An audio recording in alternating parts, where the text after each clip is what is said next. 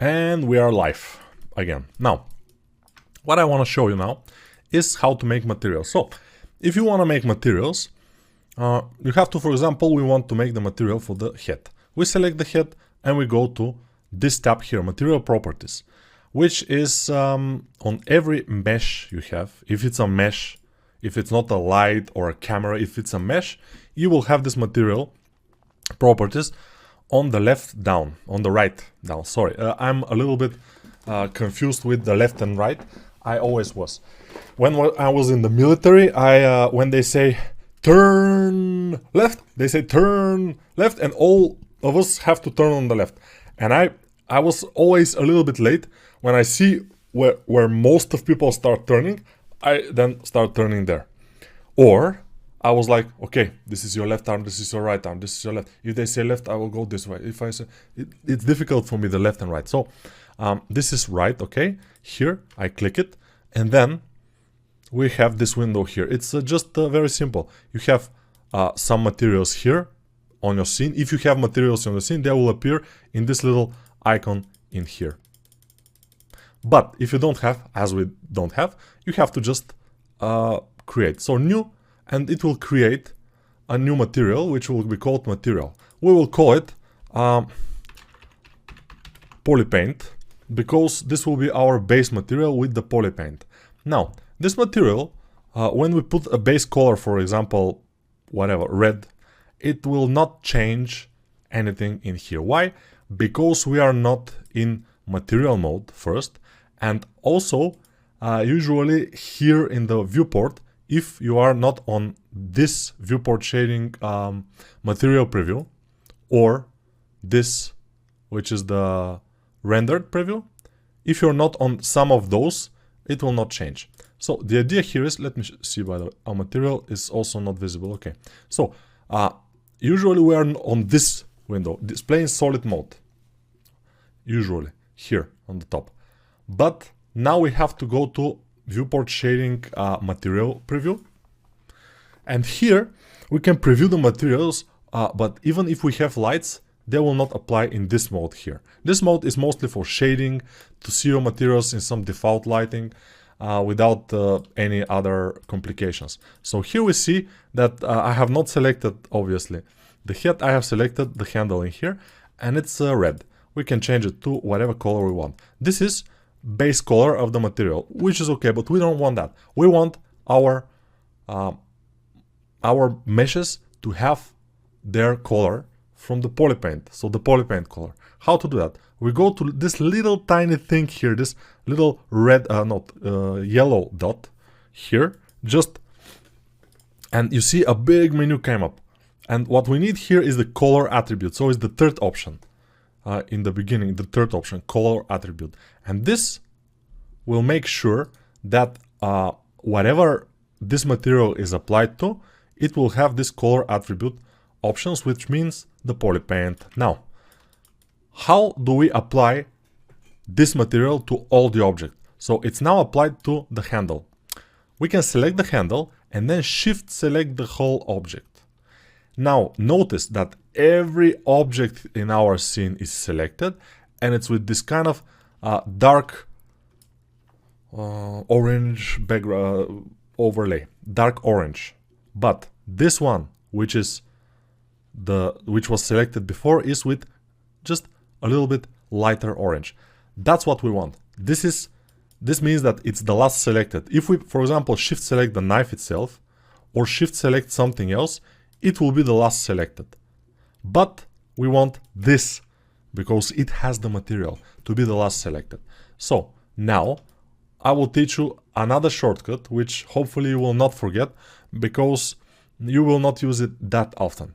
But it's Control L. So Control L will link all the objects to this material, or this material to all the objects. So just go to Link Materials.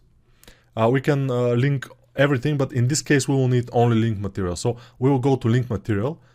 This is the window from Control L. Remember Control L, or don't remember it. Doesn't matter. You can watch this video again.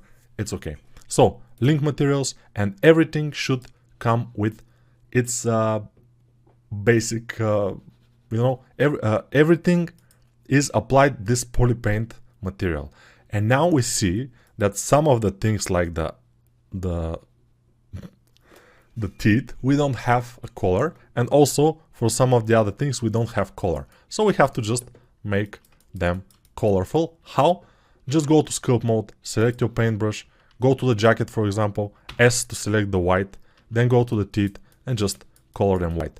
Then we go to this, color it, then we go to the shoelaces, color them white. And we are, I think, ready for action. Now, this looks very pale. Everything is pale and it's not very good. Because I told you we are now here in the third sphere, which means we are in material preview mode. We are only previewing the material in very, very big lighting. We don't have too much control over lighting in this mode here. We have control over lighting in the next mode, which is the render mode. But here, as you can see, we don't have too much lights. What we have is a world light, which we can control. We can increase the, increase it or decrease it. The idea is to be, for now, we need it to be pretty low. We don't need it very high, this world light. Or we can disable it altogether. If we disable it, we are losing all the lights. We are in complete darkness because we don't have lights in our scene. Although, as you remember in the beginning, we have hidden one light. So we can find it in the scene and just turn it on. And you see, we have light now. I can select it. It's here. So I will move it forward like this. And this is just, let me see what kind of light it is. If we go to the options of the light, which is the object data properties, light bulb here in the right portion of your screen. It's this. So here we will see this is a point light, 1000 watts. Yeah, so lights have wattage most of the time. If we go and we can always make this sun or spot or area light. It doesn't matter what kind of light it is now. We can always change this type of light. So in this case, I would want to have a sunlight, but not 1000 watts. 1000 watt sunlight is a no-no. Around 2 watts will be okay for now. And I will rotate it. The sunlight, it doesn't matter where it is. I can move it whatever, it doesn't matter. The sunlight is always from to. So I can rotate it, yes, and it will have an effect, but moving it will not have effect. The point light will have effect if I move it. So this will be my main light, for example, like this. And this is the light that shines the brightest, for example, and it will be the light that just lit our object, let's say. Okay. By the way, always go to the shadow properties of the light, just, expand them and go and click contact shadows. You see, without contact shadows, it's a little bit problematic. Without them, by default, you see here on the pants and on the shirt, we don't have shadows. Now we have them and it's better. Okay, now this is your regular light. This is the first one. We can create other lights or we can duplicate this one option. But I will show you how to create lights. It's very easy because you just shift A to create and then you go to light. And you can create point, sun, spot, area. So the idea here is that we, whatever light we create, we can always change it later. It's not a problem. So I just create a point light and then I will G move it here. And this point light is 10 watts. So it's very low and it does nothing now. But if I make it like 200 watts and move it downish a bit, this will be my fill light. So in this case, we will create a simple 3 light setup. So first light will be our sunlight. It will be our main light. The second one, this one, will be our fill light. And it shouldn't be that much. So I will just drag here. And I will make sure that it's not that strong. Because if it's too strong, I will lose some of the shadows, which I don't want. So I will just dial it down And we will see everything is adjustable. And the next one will be one rim light from the back. So I will go from the top of the object, and this light I will shift D and then move it back. So I duplicated this light and moved it back. And this will be our rim light. So for the rim light, I usually wanna use area light. The area light is I want to make it in the size a little bit bigger. It's a square. You can make it square, rectangle, disc, ellipse, whatever you want, but square is okay for me. And I will rotate it so it points to our object, to the rabbit. Wow, wow, wow, wow. So I'm trying to rotate it so it points on the rabbit. I will make it a little bit bigger, and then since I want it to be a nice rim light, I will increase the size of it so it's starting to be rim light. And you see a rim light appears on the edges, which is good. Yeah, we can make it a different color, a little bit bluish, which will be okay. And overall, it's a good solid setup. Of course, we need one more thing. We need a little bit of diffuse light, which is overall light, which we will achieve by going to the middle of this stack of things here, which will be our world properties. And by default, we had something here, but I deleted it. So now I will add it again, new, and this is the default thing here, which is not ultra bad. I think we can deal with it for now, but we can either decrease the strength of it a little bit. It's not a problem to decrease the strength, or we can decrease the color of it. We can of course make it a completely different color, which I don't recommend completely different color, which yeah, I will go with no color and then darker, and we will see what we'll do. So now next thing we want to do here is to make I will show you some of the options of the renders. So for the renders, we have to go to this window here, which is the render properties, which the icon looks a little bit like a back of a digital camera with a display, with a viewfinder and some buttons. So this is the render options, the second icon in this whole group of icons here. This is the render options for the whole scene. And you can always, if you are here on the top, if you are in this option here, you can change everything here, nothing will change. But if you go to the render preview, now whatever you change here, it will have an effect. So we can add ambient occlusion, which doesn't work too much. Although if we go to distance and work here, some things can work. But for now we don't need it. We can add bloom. It can have an effect, no. But what we need to do is go to film, which is one of the options below the middle, film, and then go to transparent. The idea is to have a transparent background, and when we render, we can easily take this transparent background PNG that we will have as a render and put it against whatever background we want in Photoshop, which I will show you how to do. But for now, let's see what we have. Okay, this looks relatively nice, although the colors looks a little bit washed out.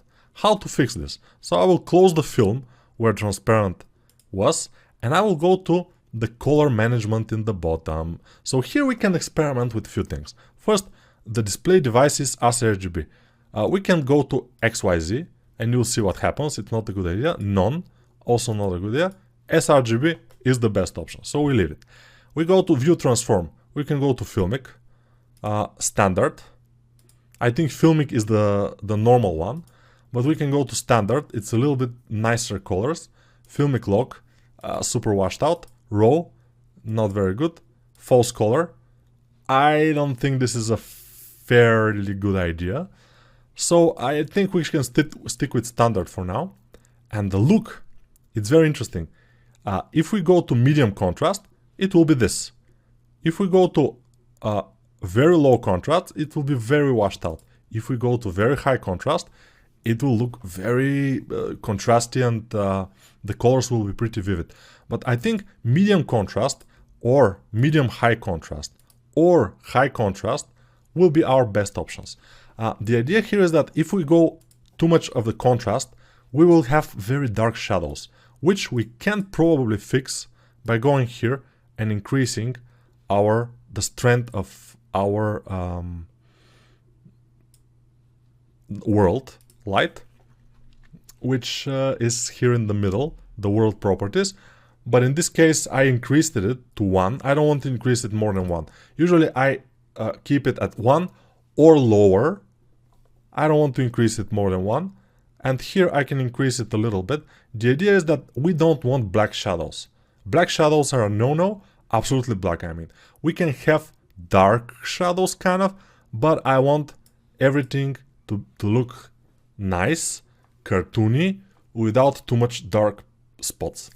Now here I noticed that for the teeth we have a dark spot, which we probably will fix, but for the eyes we have to do something different.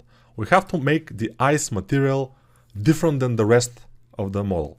And it will be different how, you will ask? It will be different, let me just save as a next file. I just realized I haven't saved for a while. So, how to make it different? We have to make it more glance, you know, like eyes. So, we have to go to material, select the eyes, go to material, and now here, I don't want to be the same material, I want it to be a different material. So I will go to this option here, new material. And it will add a new material with the settings of this material, which is great for us. It will just copy the material and it will be Polypaint 001, and I will name it Polypaint Ice. So this will be Polypaint Ice. Now what I will do is go, and my point of interest will be specular and roughness. So if I increase the specular and decrease the roughness, this will make it more, you know, specularity. And you can see here, our light is visible and the other light is also visible a little bit. So what I can do here is select the sunlight and let me see, select the sunlight and rotate it a little bit so it goes more from the front, if I can, of course. Okay.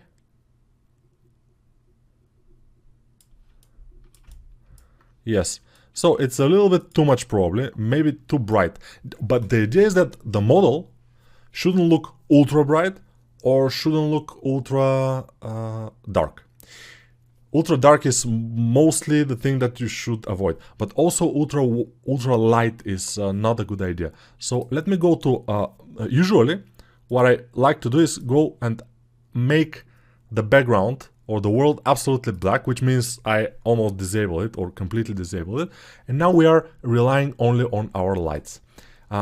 This way we can adjust our lights without taking into consideration the background, and then we can just add a little bit of diffuse color, which is diffuse light, which is the background. Now I will rotate this, and let's see the fill light here. Let's see the rim light. Okay, we have the rim light, we have the fill light. Let's move the rim light a little bit so it's more rim, and maybe go to the options of the rim light and increase the rim. It will be nice, yes. This one I will decrease. Alright, so it's interesting because I like here to have darker area, but I don't have it. So I will increase it up to 60 something, and the sun, okay, let's write 66. 66 is nice. Maybe 69 will be better, but whatever. So here the options, let me try it with 1. Okay, this I think it's a little bit better, because you see, with strength of 2, which is not watts, in this case, this is just strength. There are no watts. So with strength of 2, the sun was a little bit too bright, and it just blew the whole thing, as you can see, 2, and it just blows it up. I don't like this completely. So 1 will be nice, and let's go to the world and just increase it a little bit. Okay, so now it's relatively okay, but it's not okay yet. I think we need more of the sun. So 1.5, let's try 1.5. 1.5. Yeah, 1.5 I think is the best choice for us in this case. We don't have super dark shadows, which is great. We don't have super light shadows, it's okay. It's okay. We don't have blacks, which is fine. And now I will go to the eyes, by the way, go to scope mode and try to kind of kill this fake thing. So we are on the paintbrush. I will select S this and just color, select with S this, color over this, and we will be left with the real deal. By the way, here I'm tempted to make the eyes a little bit better, but I will go to my normal view because otherwise I risk lagging and stuff. So usually we work on this view and then we go to the other view just for fun. Now I will select this orange and then from the color menu I will go brighter and lighter and just add few things in here and in the bottom also. This is just to make it a little bit better looking. Then I will select this color with S and just move like this. And maybe, just maybe, we can darken the whole top area of the eye, which usually works wonders. Yeah, I know it's a little bit of a hack, but we are basically making it look like it has shadow, which is nice.